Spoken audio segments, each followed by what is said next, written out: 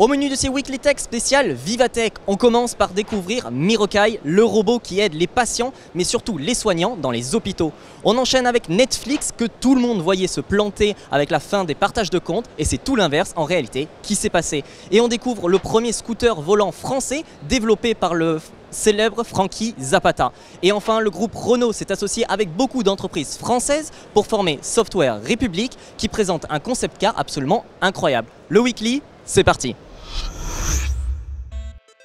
On se retrouve donc en plein salon Vivatech. On a rencontré Mirokai, le robot qui aide les aidants. C'est comme ça qu'il a ainsi été décrit. Il a ainsi trois fonctions principales: l'interaction, la navigation et la manipulation. C'est un véritable robot multifonction capable de porter jusqu'à 3 kg. Il a ainsi des poignées que l'on peut attacher un petit peu partout, qu'il reconnaît et qui peut lui saisir. Donc par exemple, on peut imaginer un plateau qui roule avec des médicaments dessus pour l'apporter par exemple à un patient, ou bien un plateau avec encore une fois des médicaments mais qui va lui porter jusqu'au patient dans chaque chambre, ou bien juste avoir une présence auprès des patients. La vision de l'entreprise française Enchanted Tools n'est donc pas de faire un robot ultra humanoïde et très réaliste, parce qu'on sait très bien, plus les robots le sont, plus ils deviennent flippants. Ils ont donc fait appel à des animateurs de dessins animés, et c'est ainsi un véritable personnage d'animé que l'on retrouve. Il est mignon, il est attachant et il fait fortement passer à un animal. À vous de décider lequel il est. Mais attention, ce n'est pas un assistant personnel. Vous ne pourrez pas faire une conversation développée avec lui, ce n'est pas sa fonction.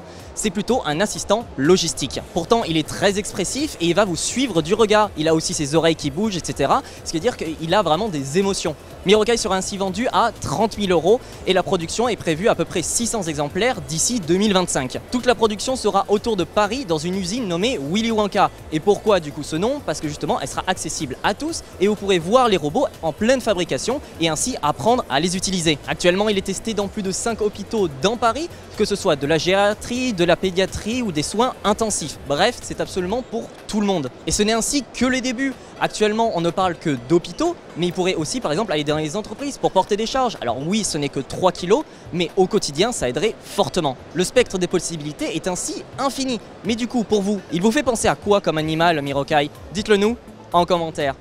Cela fait à peine 20 jours et pourtant nous avons déjà les premiers résultats de Netflix sur la fin du partage de comptes. Soyons honnêtes, moi y compris, on n'imaginait absolument pas que ça puisse fonctionner à court terme. Pourtant, les résultats aux États-Unis sont absolument choquants. Après 6 jours seulement, Netflix a vécu les 4 meilleures journées en termes de nouveaux utilisateurs depuis 4 ans et demi. On n'oublie pas que le Covid est passé par là et a été un boom colossal, sauf que non, même cette période n'arrive pas au niveau du pic actuel. Pour donner des chiffres, c'est 73 000 nouveaux clients en 4 jours, soit 102% d'augmentation sur les 6 derniers jours. Mais il faut aussi prendre en compte les résiliations de comptes. C'est ça au final le plus important et c'est assez positif. En faisant la moyenne des deux, on remarque une hausse de 25,6%. Alors n'allons pas faire de conclusion hâtive, oui c'est positif aux États-Unis les premiers jours après le changement. Sauf qu'en contraste, en Espagne, c'est une perte de plus d'1 million d'utilisateurs que Netflix a subi. Alors le marché américain est-il si différent de celui en Europe? La réalité est peut-être que cette augmentation n'est qu'éphémère, un pic soudain car les gens se sentent contraints de payer. Mais dans les semaines à venir, les désabonnements vont continuer, mais pas sûr que les ajouts de comptes continuent eux de leur côté. Surtout que cela coûte beaucoup moins cher d'ajouter un profil à un compte plutôt que de payer un nouveau compte tout entier. Donc cela aide à booster les ventes. Si vous souhaitez passer à Netflix pour pas cher, il vous suffit ainsi d'intégrer le compte d'une connaissance et de payer 5,99 €.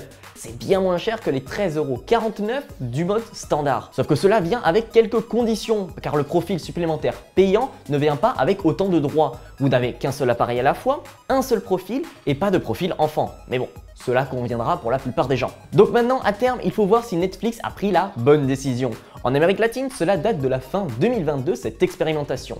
Et force est de constater que sur le long terme, Netflix est en croissance. La plateforme se concentre à présent sur la croissance financière plutôt que sur le nombre d'abonnés. À voir si cela leur réussit. Frankie Zapata vient de présenter son nouveau bijou technologique. Pour ceux qui ne le connaissent pas, c'est un célèbre inventeur qui est aussi sportif. Il avait créé ce fameux overboard dans l'eau, mais aussi en mode jetpack. Bref, son kiff a toujours été de créer des choses pour voler. Et quel est le meilleur endroit que le salon Vivatech pour présenter justement ce genre d'innovation? Il a ainsi présenté ce scooter volant français sur la scène de la Discovery Stage. On présente donc beaucoup de produits physiques, mais aussi toutes les innovations en lien avec le web. Ça a été le cas par exemple sur la Discovery Stage, où on a pu voir aussi toutes les évolutions du streaming avec la CEO de Webedia, Michel Benzeno. Bref, beaucoup de choses à ce salon Vivatech, qui sera d'ailleurs accessible le samedi 17 juin pour le grand public. Mais bref, revenons à ce scooter volant français. Ce scooter volant a donc des caractéristiques absolument incroyables, en tout cas sur le papier, avec par exemple 2 heures d'autonomie à 100 km/h. Il est possible de le piloter, mais de base, il y a le mode autopilote, c'est-à-dire qu'il vous permet de rester dans la trajectoire, vous pouvez légèrement dévier, mais vous ne pouvez pas sortir des lignes de route qui sont imposées pour la direction. Il est donc destiné au tourisme et au divertissement. On peut donc imaginer le voir voler au-dessus du Grand Canyon ou des espaces plutôt vides et inhabités. Parce que pour le moment, l'ambition n'est clairement pas de le faire voler au-dessus d'une ville. Pour ce qui est de la motorisation, on est sur des moteurs hybrides. Donc d'un côté des moteurs thermiques et de l'autre électriques. Le tout travaille ensemble à 80% thermique, 20% électrique. Toute cette motorisation hybride permet justement de diviser par 60 la consommation justement en essence. Le réservoir est ainsi que de 20 litres, ce qui permet d'avoir une meilleure efficacité en étant beaucoup plus léger.